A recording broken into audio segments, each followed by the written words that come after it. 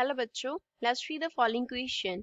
A non-viscous liquid of constant density 1000 kg per meter cube flows in a streamline motion along a tube of variable cross section. एक variable cross section की tube के along एक constant density का non-viscous liquid जो है वो streamline motion में है. The tube is kept inclined in a vertical plane as shown in the figure. Tube को ऐसे vertical plane में inclined form में रखा है. The area of cross section of the tube at points P and Q at heights 2 meters and 5 meters are respectively 4 into 10 raised to power minus 3 meter square and 8 into 10 raised to power minus 3 meter square. P का height 2 metre है, Q का height 5 metre है, दोनों का area दिया है cross section का दोनों पॉइंट्स पे. The velocity of liquid at point P is 1 meter per second. P point पे जो velocity है वो दिया है. If the work done per unit volume by the pressure is 1161 alpha joule per meter cube as the liquid flows from point P to Q, then alpha will be. Question में बोल रहे हैं जब यहाँ से P से Q तक जो लिक्विड है वो फ्लो करता है तो जो वर्क डन है पर unit volume by the pressure की वजह से जो वर्क डन हो रहा है वो 1161 अल्फा है. तो हमें अल्फा का वैल्यू निकालना है. G acceleration due to gravity का वैल्यू दिया है 9.8 metre per second square. First of all we will talk about the key concept of the question. इस क्वेश्चन में यूज की कॉन्सेप्ट क्या है. तो इस क्वेश्चन को सॉल्व करने के लिए हम यूज करेंगे बर्नौलीज थ्योरम को. अकॉर्डिंग टू बर्नौलीज थ्योरम जब लिक्विड फ्लो करेगा तो उसका जो टोटल एनर्जी है वो कैसे निकालते हैं. Total energy according to Bernoulli's theorem equal होता है sum of pressure energy, kinetic energy per unit volume, kinetic energy per unit volume and potential energy per unit volume के. इन तीनों के सम के इक्वल होता है total energy, potential energy per unit volume. And according to Bernoulli's theorem ये total energy क्या होती है, कांस्टेंट के इक्वल होती है. किसके इक्वल होती है, किसी कांस्टेंट के इक्वल होती है. मींस इसका जो वैल्यू है वो कांस्टेंट होता है. सेकंड थिंग हम इस क्वेश्चन को सॉल्व करने के लिए यूज करेंगे कॉन्टिन्यूटी इक्वेशन.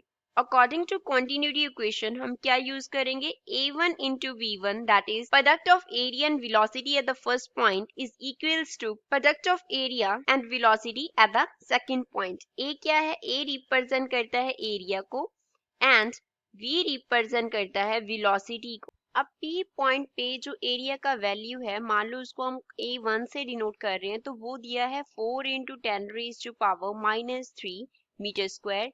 इस पॉइंट पे जो वेलोसिटी है वो हमें दी है 1 मीटर पर सेकेंड स्क्वायर.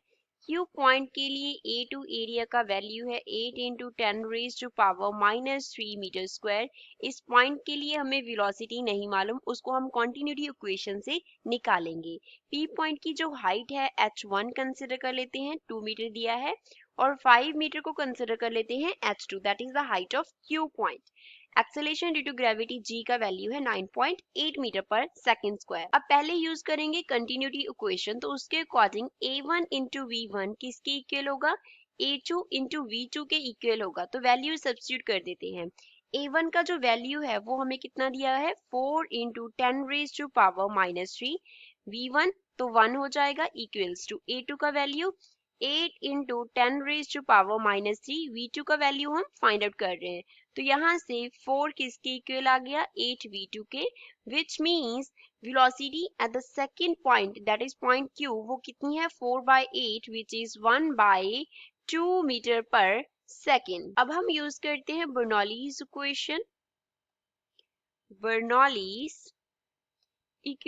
तो बर्नौलीज इक्वेशन के अकॉर्डिंग P पॉइंट पे जो वैल्यूज होंगी किसकी, प्रेशर एनर्जी P1 ले लेते हैं, P1 प्लस इसके साथ kinetic energy that is 1/2 rho into velocity square v1 square plus rho क्या है, डेंसिटी है, rho g h1 that is the potential energy किसके इक्वल आ जाएगा, Q पॉइंट पे जो प्रेशर है प्लस Q पॉइंट पे जो kinetic एनर्जी है 1/2 रो टू रो v2 स्क्वायर आ जाएगा प्लस Q पॉइंट पे जो पोटेंशियल एनर्जी है किनेटिक एनर्जी है जो, एंड जो पोटेंशियल एनर्जी है उनका प्लस हो जाएगा।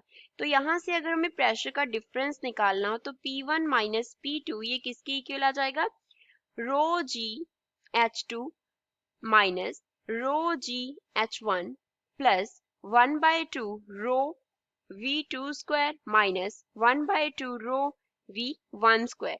तो यहाँ से हम लिख सकते हैं दैट जो प्रेशर डिफरेंस है P1 माइनस P2 वो रो जी H2 माइनस H1 प्लस 1/2 रो V2 square minus V1 square के इक्वल है। प्रेशर डिफरेंस का जो वैल्यू है P1 माइनस P2 वो कितना आ गया, रो का वैल्यू 10⁻³ जी का वैल्यू हमें क्वेश्चन पे 9.8 दिया है, H2 minus H1 means 5 minus 2 हो जाएगा प्लस 1/2 एज इट इज आ गया, रो का वैल्यू 10⁻³ आ गया, V2 square means 1/4, V1 square means 1 तो यहाँ से P1 माइनस P2 का वैल्यू सॉल्व करेंगे तो वो आएगा 29,400 माइनस कितना आएगा 375। तो इसको सब्ट्रैक्ट करने पे जो प्रेशर डिफरेंस है P1 माइनस P2 उसका जो वैल्यू है दैट इज 29,025 आएगा एंड इसके यूनिट्स होंगे जाउल पर मीटर क्यूब। अब जो प्रेशर डिफरेंस है प्रेशर की वजह से वो वर्क डन के इक्वल होगा, वर्क डन किसके इक्वल होगा, प्रेशर की वजह से दोनों पॉइंट्स पे जो प्रेशर डिफरेंस है, तो वर्क डन का जो वैल्यू है वो आ गया 29,025 जाउल पर मीटर क्यूब। क्वेश्चन में जो वर्क डन का वैल्यू हमें दिया है वो लिखेंगे, वर्क डन का जो वैल्यू है वो दिया है 1161 मल्टीप्लाई बाय अल्फा किसके इक्वल आ गया 29025 के। तो यहाँ से अल्फा का वैल्यू आ गया 29025 डिवाइड बाय 1161, तो डिवाइड करने पे जो अल्फा का वैल्यू है वो हमारे पास आ जाएगा 25। तो इस क्वेश्चन का हमने फाइनल आंसर निकाल लिया। तो फाइनल आंसर क्या है, the final answer is 25। I hope you understood well. Thanks.